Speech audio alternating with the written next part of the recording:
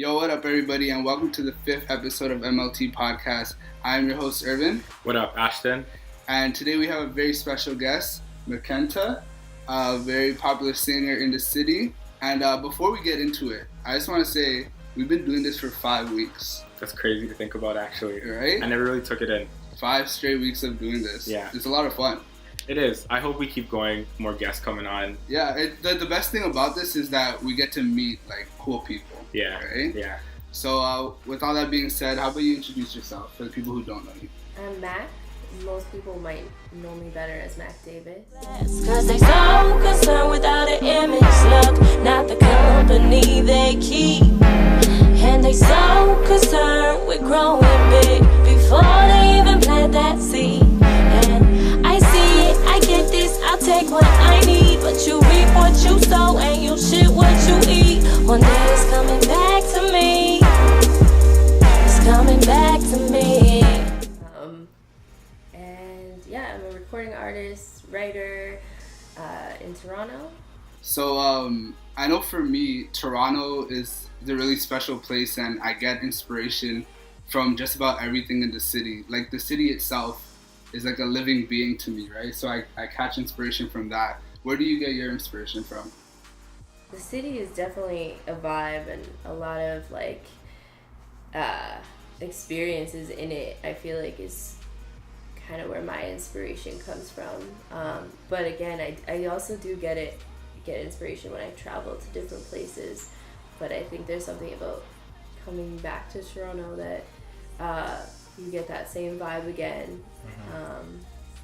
But most of my inspiration comes from situations that evoke emotion. So whether it be other people's stories or my own challenges, or even just I don't know, kind of muses that like Dorothy Dandridge and Marilyn Monroe, and just kind of muses like that also kind of inspire more the way that I would write. Yeah. Just to touch on a point, you were talking about traveling being inspiring. I think the dope part about Toronto is you can get that traveling experience without leaving, because there's so many other cultures here, and you can pull. Do you feel you pull from other cultures into your music as well? I think maybe not even consciously, but I think that's natural because Toronto is diversity, really. So it's so common in Toronto to you might have a friend who's Filipino and what they eat at their family gatherings, but it's also you might have a white friend who knows all the Jamaican food or talk, whatever it may be. So what does singing do for you? That's an interesting question. You know what singing does for me is a really new thing, because I started doing music because I like to write, and I like to write rhymes. And so when I first started writing, all my songs were rap songs, but I wasn't rapping them, and it was confusing. But I think now singing is me stepping into a very vulnerable place. So I almost have to treat it like a spiritual practice. Otherwise, it just scares the shit out of me. And putting yourself out there. Yeah, or even just like singing by myself is so much different than singing for a crowd, I feel. So yeah, I really have to, for me, I try to make it now about being in a certain headspace, because otherwise singing is a very intimidating thing. I do it because I like it and it feels good, but I don't want to do it when it's some crazy I don't know, I'm not a Mariah Carey singer, you know what I mean? That's not my practice, and I also wouldn't be a lot of people have tried to be hear the lyrics, just sing them, and I'm just not that kind of singer. I sing because it's a message from me, rather than just singing for a lot of other reasons that people sing. I do like to sing, just to sing, to like hear that sound, but to me it's like I have to really be in that space for me to like sing and be comfortable and be like happy and excited. Otherwise it's just like people looking at me and I'm just like just freaked out by it. Yeah. Just speaking on that note of like someone handing you lyrics, how important is it for you to like write your own lyrics? I think it's everything, and not to take away from like I would be more open to like co-writing, but I don't think I could just, it would be really difficult for me to just like sing other lyrics, because I feel like that's like, I'm not to toot my horn, but I feel like that's what is special about like my music is the fact that it's coming from me and I'm writing it, and I think that's like a huge part of my craft. So yeah, I think I will always write my own music. I'd be open to like co-writing with others, but even at that point it's like they would really have to get me. Like I wouldn't, it'd be really hard to see myself like, I don't know, stepping somewhere and just writing a song that like was like balloon balloon like I don't know, just some weird catchy shit. Me and Ashton are really like passionate about music, and the best kind of music evokes emotion, right? So what do you want people to feel when they hear your music? I don't think I can tell people what to feel, but if I was gonna say something, I'd just like at least to feel like more human. Cause I don't know, I think sometimes I'll write something in a song that I would never like tell someone or like say out loud, and it's not that it's not me, it's just like that's like a place where it's comfortable for me to get that out. And I feel like for me, even when I'm listening to music, sometimes like I'll start to really like a song when they say something that I'm like, I was afraid to say that, or like whoa, like someone else feels like that too, or just like can capture a mood that's very like relatable without being like, I feel like this. I think that's what like I hope for people to just like, or get any kind of like feeling or message from it, even if it's not like agreeing with mine. Like I think that's just as powerful to have like music that makes people be like, that's not fucking true and blah blah blah blah blah, because it's still evoking some kind of emotion. You're still making them feel some way about it. Yeah. So I was listening to your other podcast that you're featured in, The Come Up, and you were talking about how when you left school you moved to Kensington Market. So that's really interesting. How was your experiencing living in Kensington Market? Because like that's a real sketch place. You know what? I didn't even see it like that. I'll never forget. I never even had been to Kensington Market. Like I'd been everywhere else in Toronto. Yeah. But I'd never really been, like I'd been to Chinatown, but I'd never been inside the market unless I was like really young and didn't remember.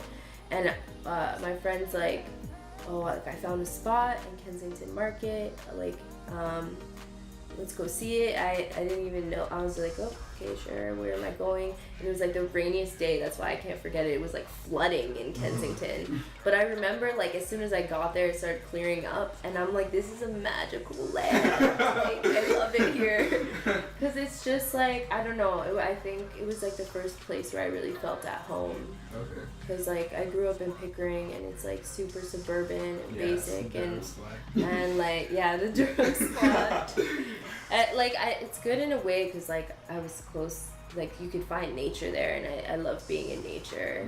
But like Kensington is just like, it could be sketchy, but I never saw it like that unless I was actually in a sketchy situation. But like I used to live like right like across from the door of the after hours, but just like the place in my life where I was, like I just like fit in so well. And I was just like, I was just in a place where like I would just want to smoke weed in the open and not have anyone say anything to me, and just like wear a baggy t-shirt and not brush my hair, and like, so it was like perfect for me at the time. And I lived with a house full of girls, and we were all just like a bunch of hippies, and the vegetables were cheap.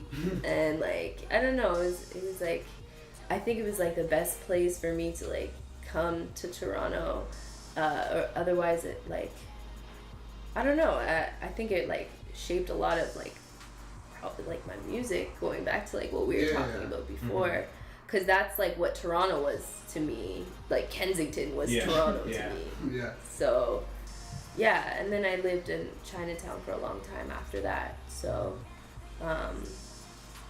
it was like the same kind of same vibe. Yeah. Would you ever go back? I would love to live. I think like, I don't know, I feel like there'll never be an age, like if I had all the money I would like build a house like in Kensington, like in the middle. Like, that's hilarious. I don't know, or like an apartment, not a house. That'd be kind of weird. People would be like sitting on my front step and shit, like, playing the guitar. And, like, that's hilarious. So we checked out your music videos. Those are really interesting music videos. How did those visuals come about? Drugs. It looks like a trippy ass video. Kind of, yeah. Well, like it was like the inspiration behind it was like trying to like just like with the whole EP was just trying to like make people feel like they took some shrooms or something and went into some like weird world. So that was part of it, but like I like when I did Issues, I'd never shot a music video before, so like part of it in the studio where I'm like all glam and girly, and I wanted that to like kind of be like the side of me like being like hyper aware of what everyone thinks of me and like what is cool and like how I'm supposed to look, and like just like this weird image or like standard that I had for myself, and then kind of contrast it with like the dirty Kensington hippie kid that I was, and like just like going out partying and stuff. So I tried to like kind of have those like contrasting things of like, not like they're both kind of really me, like I could be just kind of like night and day of like, you know, I wanna be like super girly and dress up and be treated a certain way, and then I realized like I was treated a different way when I was like super tomboy, and I kind of just like went about it like I planned it really hard, but I really kind of just did it in one long day, and I kind of just told like all my friends like come get drunk on me, and then I'm like running around trying to like do stuff in between, but like it's kind of just like I love things that make you, that like give you this feeling like you're there, like I don't know, I like the After Dark was more just like that, like it reminded me of like the feel of like Pulp Fiction, where it's like the whole movie is like disastrous, but somehow you're like, I wish I was in this movie, and it's like so badass, but you're just like, this is fucked at the same time. But yeah, the After Dark was more just like, it was just kind of showing that people, when you are like in a lustful or like love situation, people do things that they would never do, and kind of can like turn crazy. And that was like that was just kind of like the thing, was like a nightmare Cupid kind of thing. Yeah, that's super dope. Who's the director of that? Like, did you? I directed it with a girl named Miran. What do you see in your future? Like, do you want to be this huge pop star? So, I think like my answer has changed a lot from when I first started doing music. Like I used to think I wanted to be like this big star, and actually I don't even know if I thought I had to be. I don't know if I ever like wanted to be, and not that I don't want to be a big star. I would love to like have as many people as possible fucking with me, but I also don't want people to fuck with me just because they're supposed to. Like I only really want to attract people that really do. But I see myself like I have a lot have a lot of like ideas in my mind and stuff, and I feel like I want to be like a businesswoman in my lifetime, but I also want to be able to like do creative things forever, and I think I'll always make music. But when I think of people who like I want to like emulate their career path, it's kind of people who end up like taking on like a lot of like business creative things. Like I would love to like have my own label one day. That's dope. So I guess it's time for our quick hits, where we talk about what's happening in the news.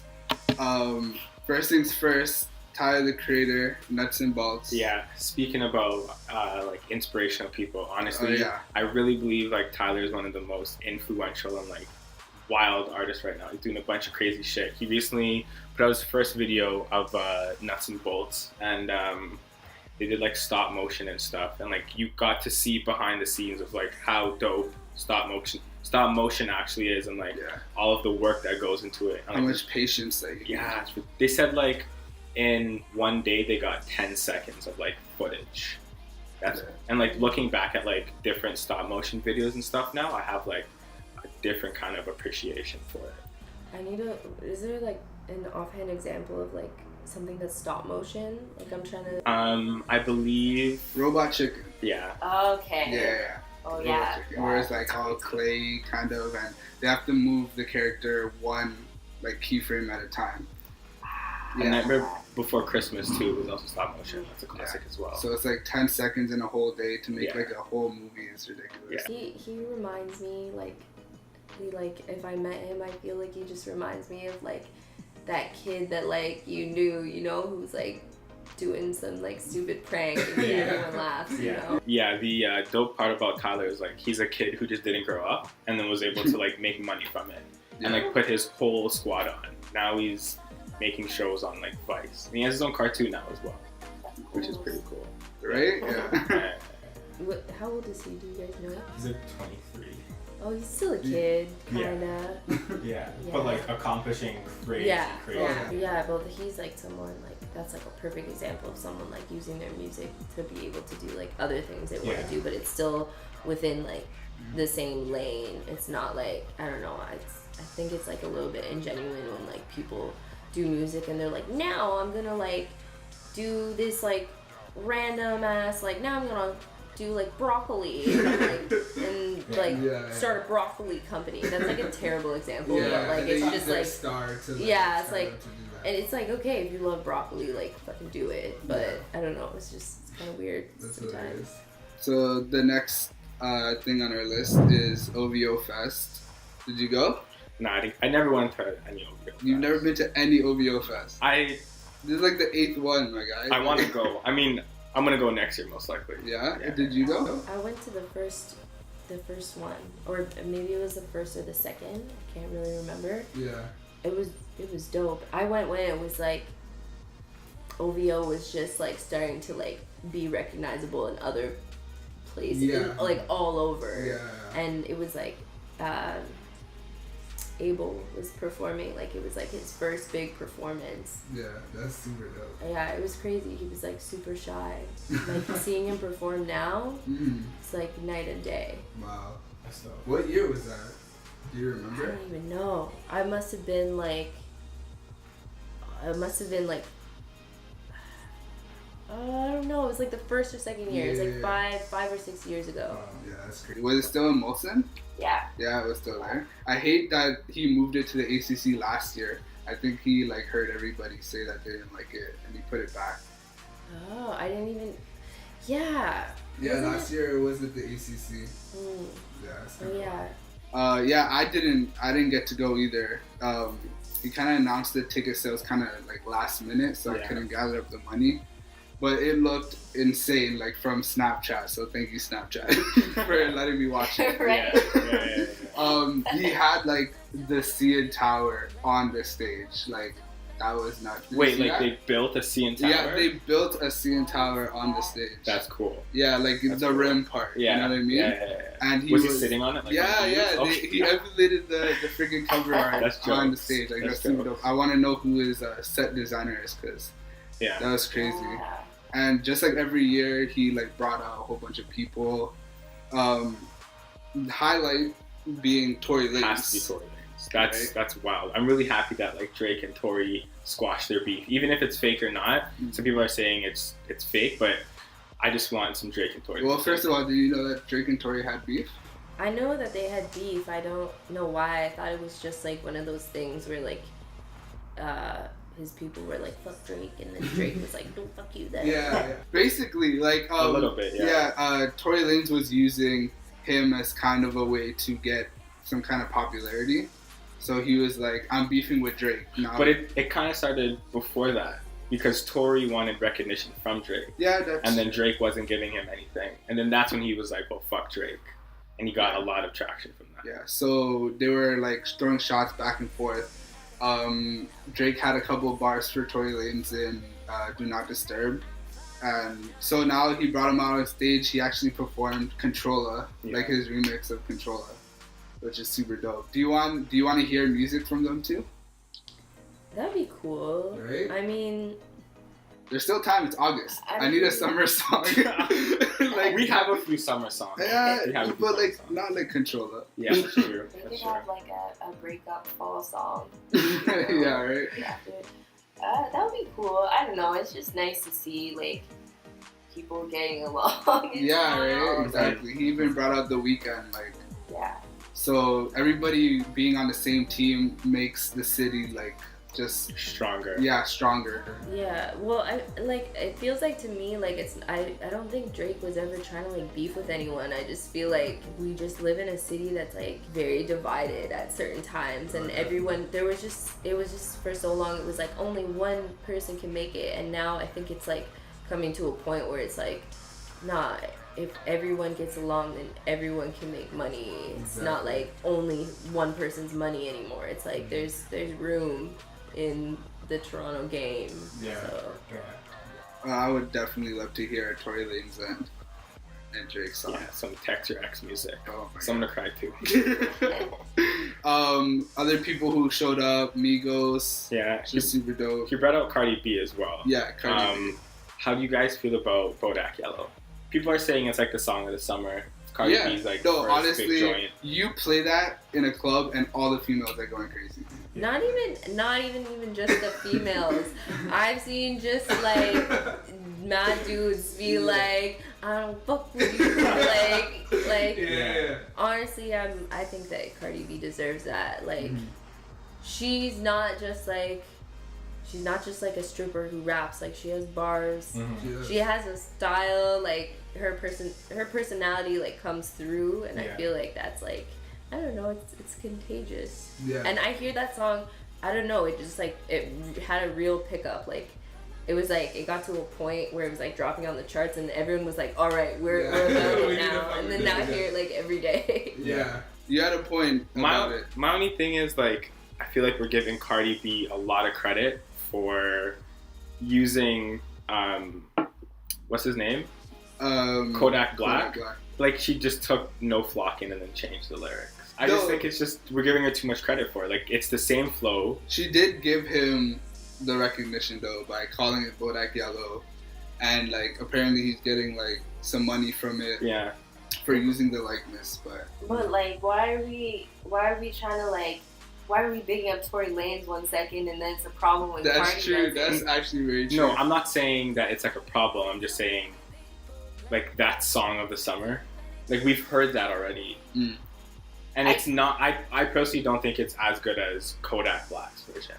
Yeah. So that's where my thing is. Controlla, when Tory did it, was better than Drake's version. But I disagree with that. That's I feel like it goes down to a matter of opinion. Yeah. Because, like, I think it does deserve the song of the summer if, like, it wasn't the song of the summer before. You know what I'm saying? Like, it took, like, Cardi's whole, like, attitude for people to really grasp that song. You know what I mean? Like, I don't know. I've just been watching Cardi B since she was, like, on Instagram. She was funny on talking Instagram. About man, there's a whole bunch of people that fuck with her like crazy. Yeah. It is just opinion at this point. Yeah, I guess. So another person, Travis Scott, always tears up the stage. Yeah. I was super jealous that I missed Travis Scott. I'm always missing Travis Scott every time he's in the city. Yeah. And Travis, I like where Travis Scott is right now, because like after like Yeezus and people started focusing on him, everybody wants a Travis like feature. Yeah. And like his sound is so powerful. When you hear the song, it's like it's Travis's song featuring somebody else. Yeah, even crazy. if it's not his song. Yeah. Do you fuck with Travis? I'll take that as a yes. But yeah, all in all, like super dope. He even brought out Nelly, man. Like that is like crazy. When I went when Outkast did their last tour, and wow, like Outkast was amazing. But the second day I saw Usher, I saw Lauryn Hill. Like it was super dope. Every year he outdoes himself. Do you prefer like the more classic acts or like the newer acts? Like, would you rather go and see like a Lauryn Hill and 3 Stacks again, or would you want to go back and see Migos and Cardi B? It's definitely a different energy. Mm-hmm. You know what I mean? When Mm-hmm. Travis Scott is out, like everybody's like thumping Wow. each other. Yeah. Like, you know what I mean? Yeah. And when Lauryn Hill sings, you just have to sit there and like watch. Yeah. Cause like she's like freaking God. legend. Yeah, exactly. Yeah, Like, yeah, freaking love Lauryn Hill. Let's get into our main topic. Yes, let's get into it. So this week we're gonna talk about gender roles. Focus on that.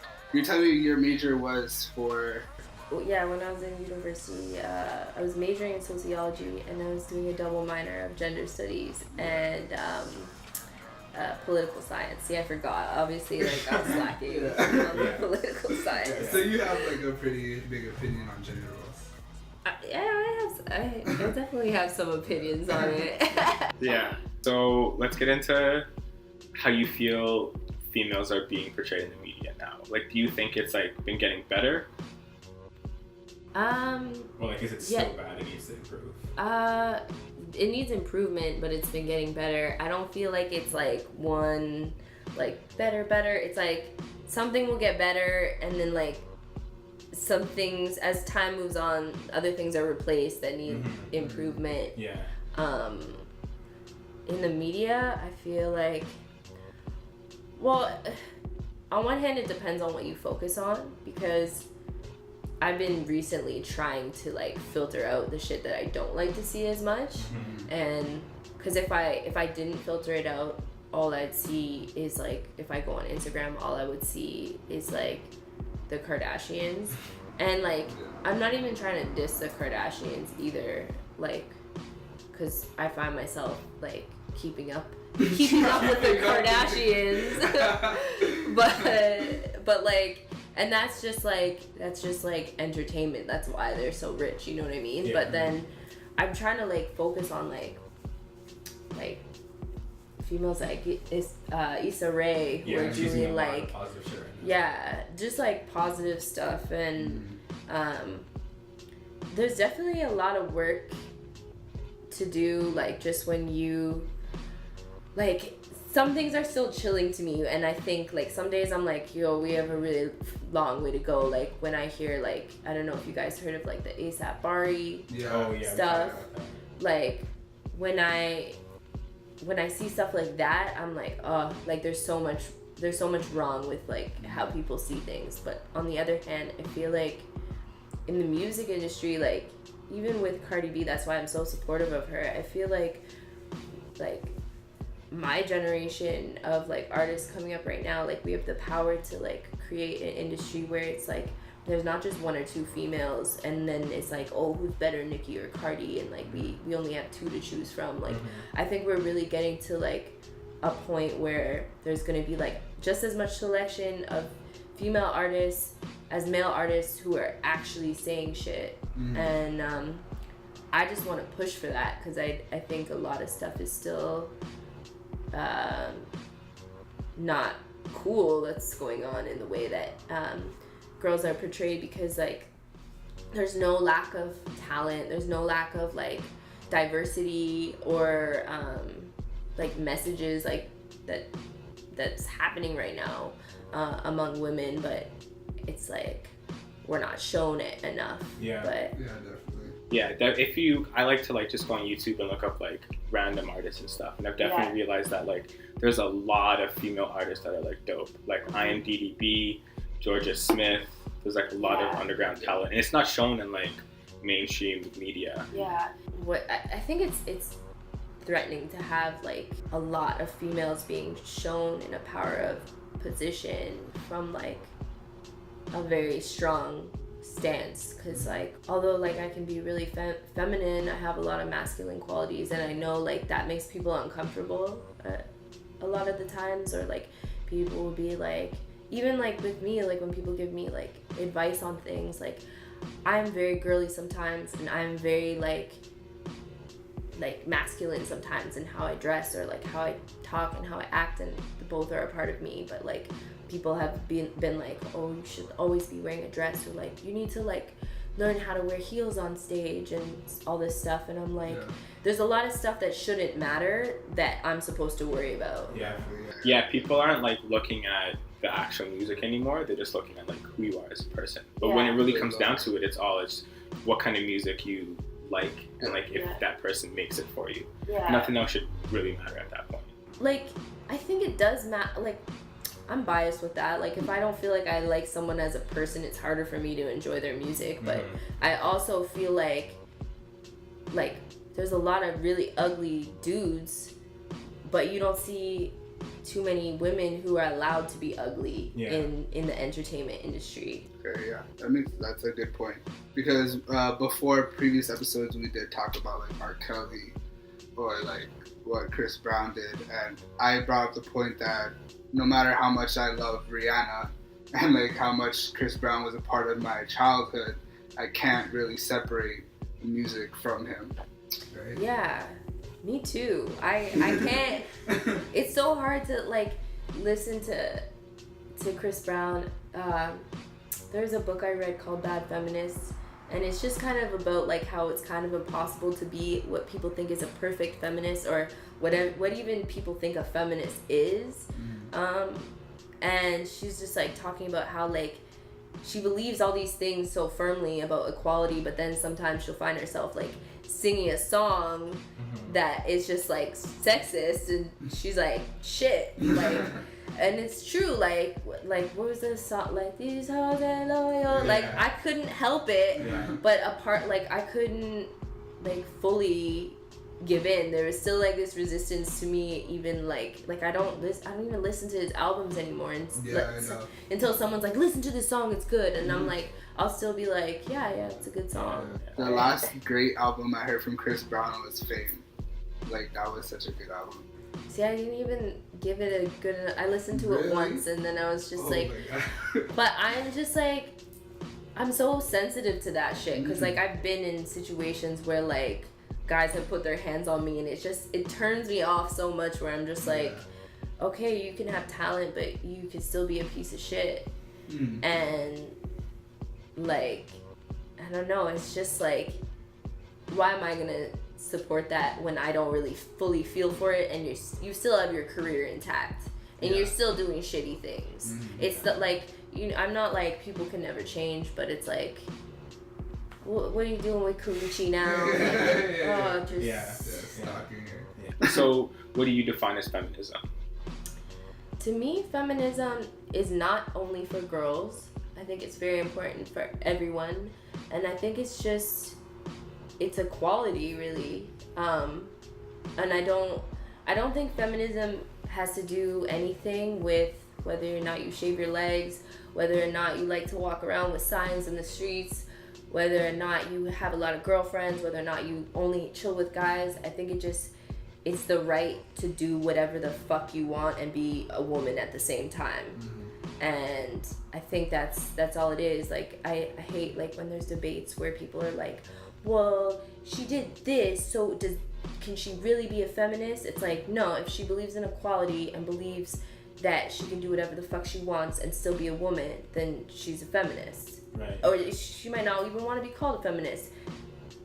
That's cool too. But but I think it's also like, people think it's only about women, and I think it's also, it goes deeper than that. I think it's about men too, because like men face shit that in society that should be changed. I think like men aren't like really allowed to like express their feelings, or like cry, or do a bunch of shit that like would make the world a lot easier if guys were like didn't have to live up to these like, hyper masculine roles that actually are like not, they're just an act just as much as like girls having to like wear heels and act a certain feminine way. It's an act, because I think like everyone has like a little bit of like masculine and feminine qualities, and we should just all be able to just be yourself. Be ourselves. Yeah, exactly. Okay, this topic is getting serious. On a lighter note. Yeah, on a lighter note. Could you be with a guy that doesn't think a female should make more money than him? Like if he's like, okay, I'm gonna do the work, you stay at home, take care of the house, and I'll pay for everything. No, I don't think that was like my parents' dynamic, really. And there's nothing wrong with that. I think if it works for you, like, I think it's perfect. But I've just always been like, I used to think when I was little, like, I'm gonna be like someone from Sex and the City, and I'm gonna be a bachelorette for life, and I'm gonna be like making all the money and never get married. And like, I don't really think that anymore. But I think like, no, I don't think I would be able to deal with that, because it just kind of it's like, what are you afraid of? If we're married and you're reaping the benefits of my success too, what are you afraid of? Like, I feel like I would want to be with someone, like, if I'm making less money, he can hold me down. If he's making less money, I can hold him down, but we're both putting in effort. Yeah. I don't think it's like a competition. It's more of like a contribution. Mm-hmm. Well, when I was on the We Need to Talk podcast, shout out to Zamora and Ryan, we did talk about this. And I feel like it's an ego thing for males to not want females to make more than them. Yeah, like, I get it. And it's like, we base so much of importance on like men having money, and like, it's also like, a lot of girls are like, I'll never date someone who's broke and blah blah blah. But I don't think it's about being broke. I think it's about like the reasons why you're broke. Yeah, definitely the mentality, right? If you're hungry and you have a vision, but you're still broke, that could still be attractive to females. Yeah, and it's just weird too, because it's like, I would, okay, if it just happened, like, he made more money than me, and that's just like what happened, like, I wouldn't be like, nah, I gotta be making more money than you. But like, I also think like, nowadays, like, I know so many guys who live off their girlfriends, and like, their girlfriends drive them around everywhere, and it's scrubs. And like, I don't know, I don't know, what if everything changes in like 100 years from now? It's like girls are just the breadwinners, and then guys are like, I really want to work, but my woman wants me at home. What do you think about it? I think social media has a big role to play in this, because when you go on social media and it's like, you see relationship goals and it's a bunch of foolishness, and it's not like, it's not anything that like actually matters. It's not like you and your girl hustling to buy a car or to buy a house. It's petty he texted shit. me good morning. Yeah, like, oh my god, man, Isn't he supposed to? Yeah, like, that's your man, obviously supposed to do that stuff. What the hell? But no, for me, I think it's attractive if a girl makes more money, because then it's kind of like a competition, because it's like, we're just pushing each other to get to that next level. So, and even if she's not making more money than me, as long as she has ambition and like drive to do something and to like be somebody to make impact or something, that's all that really matters. I think if two people are both playing their part, then it can work. But if one person is just like, don't, it's okay, they'll support me financially, then it's just like, just depending on the other person. Yeah. I mean, but I guess that works. I know some people with sugar daddies. What's your opinion on that, actually? Would you get one? Would you get a sugar daddy? Sugar daddy. Maybe maybe like 6 years ago, when I was like in a totally different place in my life and up for a lot of foolishness, but it wouldn't, I don't think it would work with me, because it wouldn't be like, it's a mutual thing. It's not just like an old man giving someone money. Like, they expect things in return, and I feel like I wouldn't get very far, because I'd probably just try to take the money and run away. Okay, if it's like a non-sexual thing and he just wants like company, he just wants attention. Like, come to coffee with me. Yeah, and I'll give pay for your studio sessions. Buy you a mic. Are you gonna sell your soul for about 2 years? I probably would have done it when I was like 18, to be honest, because I was just really broke and I was just down for weird fuckery like that. Like, I would probably be like, excellent. No, I'm just saying I'm so proud. So I was just probably, like, technically speaking, I probably should have got a sugar daddy when I had the chance instead of working really painful jobs and stuff. But I'm kind of proud about, like, this is my money and I earned it. No, definitely. So. Yeah. Just like one more question, kind of like that. What's like the biggest age difference you would date a guy from? Like, how much older? Like, would you date like a 40-year-old? Right now, I couldn't see myself doing that, but I don't know. I think that age is nothing but a number. R. Kelly said the same thing. Don't do that. Yeah, that's bad timing. Well, I'm in a relationship now, and we're like a year apart. But I also know people who have like 10 years difference, and I think it works. I think people age differently. Like, I know some like people who are 40 and they're super young in their mind, and I feel like my mind is a bit older. Like I kind of have an old soul, so like because of the experiences that you had.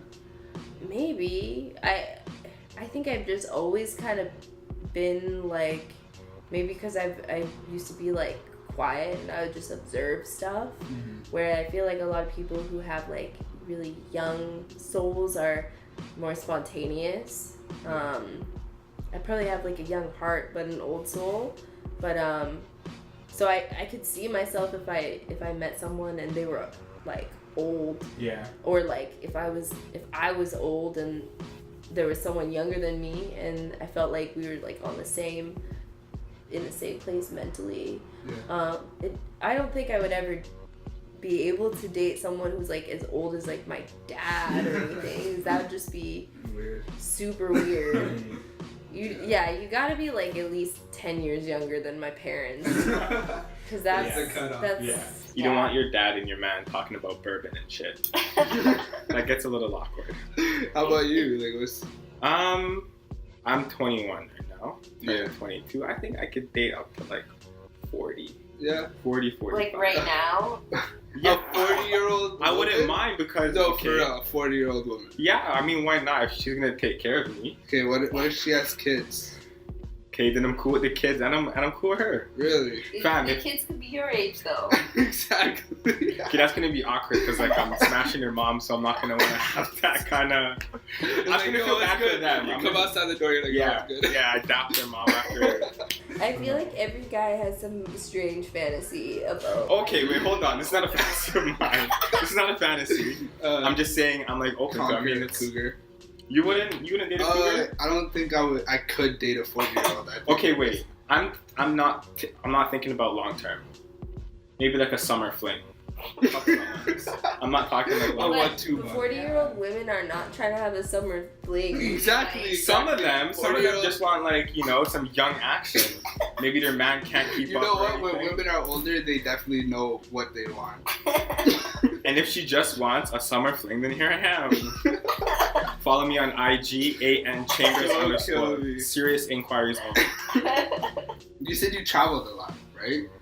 Kinda. Yeah. So how do you feel like women are treated in, like, how you were treated in other countries versus like here? I don't know. I don't know if I've gone anywhere where like I've been treated drastically different, but there's like little nuances, I would say. Like, it's interesting when you compare like going to the States and Toronto, like when in Atlanta, like you're just so beautiful, and you hear about it all the time. And like a lot of places in the States, like I find like people are a lot more outgoing. Weirdly enough, I felt like scared when I was in Spain because everyone was like crazy aggressive. No, yeah, I don't know. Are you Spanish? Oh wait, no, Spaniards. Okay.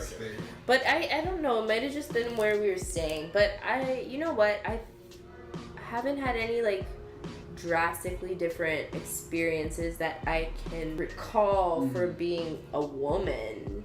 I think going other places, if anything, I'll be treated differently, like because of like culturally or like racially or whatever. Yeah. That's more like noticeable for me traveling than like, I don't know, anywhere I've been to the States, people are like, oh, y'all mad polite and y'all mad quiet.